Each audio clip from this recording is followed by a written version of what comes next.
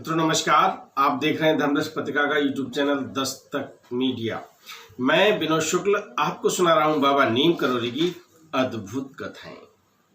अद्भुत कथाओं की श्रृंखला में एक ऐसा प्रसंग है जहां सुधीर दादा सिद्धि माँ के बीच में, सिद्धि माँ जो उन्हें सिद्धि कहते थे, क्योंकि सिद्धि जो है हमारे लिए तो सिद्धि माँ है, लेकिन दादा के लिए वो सिद्धि केवल थी, क्योंकि सिद्धि उनसे छोटी थी और उनको वो छोटी बहन माना करते थे।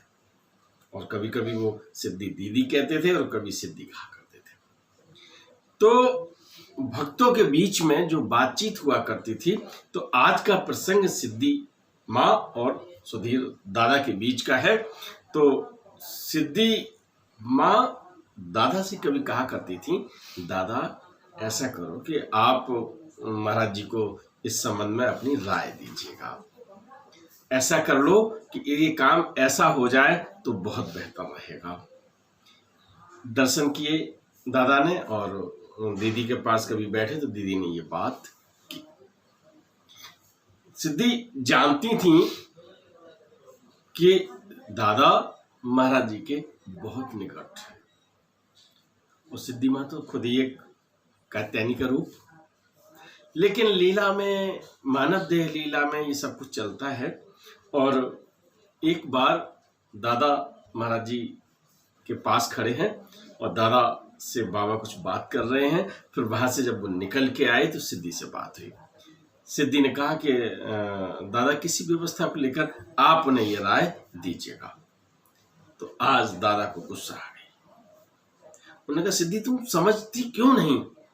मैं इसको कुछ नहीं कर सकता, मैं उनको राय क्यों दूंगा? मैंने तो कभी कोई राय नहीं दी, कभी कोई प्रतिक्रिया नहीं की, मैं नहीं कर सकता ये। हम तो इस जिंदगी में उस जीवन के सर्वोच्चता का आनंद ले रहे हैं जहां कोई क्रिया पर प्रतिक्रिया नहीं होती, जहां हम किसी बात को अपनी तरफ से नहीं रख रहे। ये जिंदगी का एक अलग तरह का आनंद है।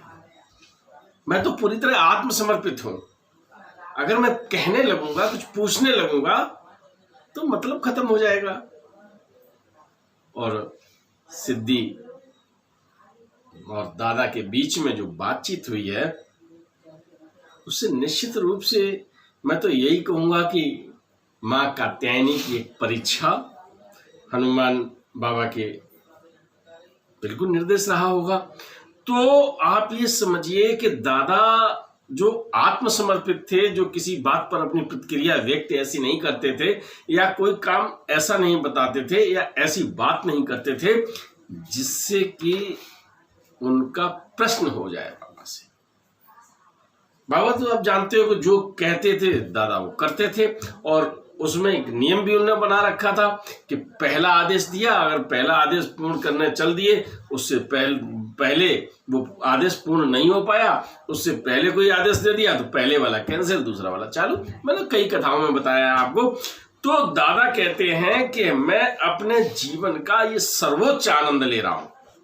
लेकिन दादा ने कभी नहीं कहा, बस ये जरूर अपने मन से कर लिया कि पहला किया, दूसरा आदेश आ गया तो दूसरा चालू, दूसरे पर काम चालू।